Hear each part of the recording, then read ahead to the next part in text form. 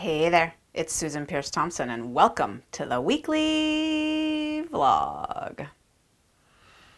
A lot of people ask me about whether they should be enjoying their food and how much is too much to enjoy their food, and if they consider themselves to be a food addict in recovery, should they really be letting go of the notion of getting any excitement or enjoyment or pleasure out of eating their food. It's a common concern, especially once they start bright line eating and they find that their meals are really delicious and there's certain foods that they prefer, how much is too much to like those foods. We have the phrase in bright line eating of foods that light us up, that really stimulate us to the point where we do want to consider letting them go because they're really creating a lot of food chatter in our mind. And potentially, if we break our bright lines, they might be foods that we have in our house that we would binge on.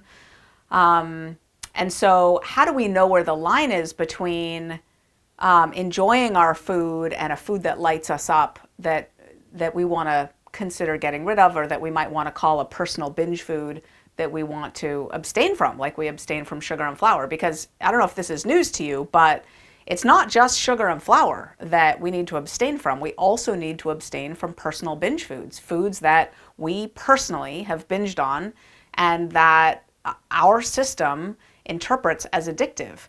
Food addiction is a really interesting condition, and it's not just sugar and flour that can be addictive. All sorts of things can be addictive. I mean, so for example, cheese has casomorphins in it. They hit the opioid receptors, and a lot of people find cheese to be addictive, especially melted cheese. I mean, there's a reason that pizza is frequently, commonly, almost always testing out as being in the top 3 most addictive foods, right? It's, yeah, that cheese is a big part of that equation. And of course, so is the dough, and there's some sugar in that sauce, right? So it hits a bliss point for a lot of people, and the melted cheese is a big part of that. Some people have a hard time with sausage. Some people have a hard time with mustard or balsamic vinegar or other condiments, and they start using condiments to excess. So how do you know if your eating has crossed the line into an addictive zone? How do you know if you can enjoy your food safely, if that's a reasonable thing to even expect anymore? Well, in this vlog, I want to share with you a metaphor that I've been using lately that I think is so apt that I want to title a whole vlog around it, because I want you to remember it. It's a really, really good litmus test for how you ideally want to be orienting toward your food in the future as you have your bright transformation for a long life of doing bright line eating. And I'm calling it the hot shower metaphor. And you'll see why, because it has to do with that incredibly glorious thing, the nice hot shower. So just a little thing about me. I love my hot showers. I just love them. I live in Rochester, New York, very close to a good percentage of the world's fresh water. We have no water issues here, no droughts, tons and tons and tons of access to amazing fresh water. And I take a long hot shower every day, and I love my hot showers. I play loud music in the shower. I've got a waterproof speaker that's got amazing bass, and it plays so well. And I have a Spotify playlist called Shower Mixeroo that I play in the shower on shuffle. And I've got my regimen of my special shampoo and conditioner, and I brush my teeth in the shower just to prolong my shower. I literally brush and floss. I love my shower. So I do sometimes ponder how lucky I am to live where I do, when I do, and to have daily access to a hot shower. It's an incredible blessing. I don't know if you ever stop to think about that, how lucky we are to have access to a hot shower. It's an incredible bounty.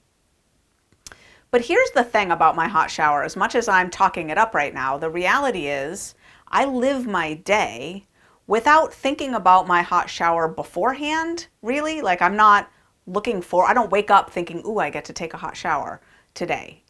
I don't think about it afterwards. Like, how was that hot shower? Did it go okay? Did I do things in the right order? Was it too much? Was it too long? I don't think about my hot shower really at all. I only even sometimes think about it while I'm in there. I mean, I enjoy it, but at the same time, I'm just sort of living my life. I'm not really usually stopping to say, oh, I love this. Sometimes I do. Sometimes I do, when I'm aware enough to be mindful of such things. But often I just kind of do the hot shower and I get out. This is how your meals should be. Fabulous and absolutely wonderful if you stop to think about it. Absolutely enjoyed. Like a really, really great part of your day, and nothing more. No thought about it beforehand, no thought about it afterwards. And I don't mean no thought like, sure, you need to, write down your food the night before and notice if you need ingredients or if you're running out of something and you need to put it on the shopping list, fine. But that should be really with the same amount of charge or import as noting that you're running out of shampoo and you need to put that on the shopping list, right? So, do I enjoy my hot shower? Absolutely. Does it light me up to a point where it's addictive or I need to worry about it or think about it? Not in the slightest. Not in the slightest. And that is how my food is. And that's how I want to invite you to consider your food can be, where it's an amazing, wonderful part of your day and no more. It's got boundaries around it. And you're only even sometimes paying attention while it happens, in the sense that, you eat as a matter of course. And if you stop and think about it, yes, it's delicious, but it's not anything more than that. It's just another great part of your day. So breakfast, hot shower, lunch, dinner, sort of equivalent in how much, if you think about it, you appreciate them, but they're not lighting you up or anything that you would obsess about. Now, I just want to contrast this with, my husband and I have gone on a cruise. We haven't gone, since COVID. It's been a long time. But in the past, historically, we've taken our kids on a Disney cruise. We've done it more than once. And there's this restaurant on the Disney cruise called Remy that's a fancy French restaurant. It's Michelin starred. Or maybe the chef is Michelin starred, whatever. Anyway, it's a pretty fancy meal. And when we were thinking, this was maybe, 2018 or something, and we were thinking about going on another Disney cruise, it wasn't going to be for months and months and months and months. And in my morning meditation, for several weeks, I found myself thinking about that meal and would I have it? How would I inform the chef about my Brightline, needs? The meal is like 6 or 7 or 8 courses, but tiny, tiny little portions. How would I navigate that? Would I allow the sauces to be on it or ask him to not put the sauces on it, the chef?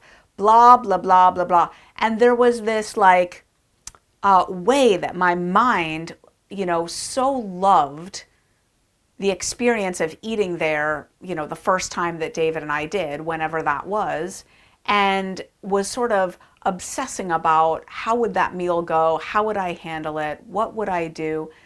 That is a level of thinking that is clearly, I hope it's obvious to you, really obvious, well beyond what falls within the range of the hot shower metaphor, right? Now I would never think about the hot shower on the Disney cruise. And, they did have some awfully nice shampoo, and it smelled really, really good now that I think about it. But I would never in my morning meditation, months before that cruise, be fantasizing about that shower. Does that make sense? So when people ask, can you enjoy your food? Do you enjoy your food? My answer is an emphatic, unqualified yes. I love my food. I love my meals. I enjoy them to the max.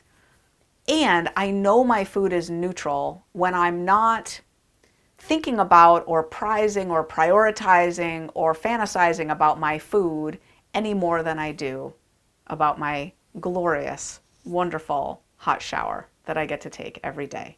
I hope that metaphor helps you as much as it's helped me, and I wanted to pass it along to you in this week's vlog. That's the weekly vlog. I'll see you next week.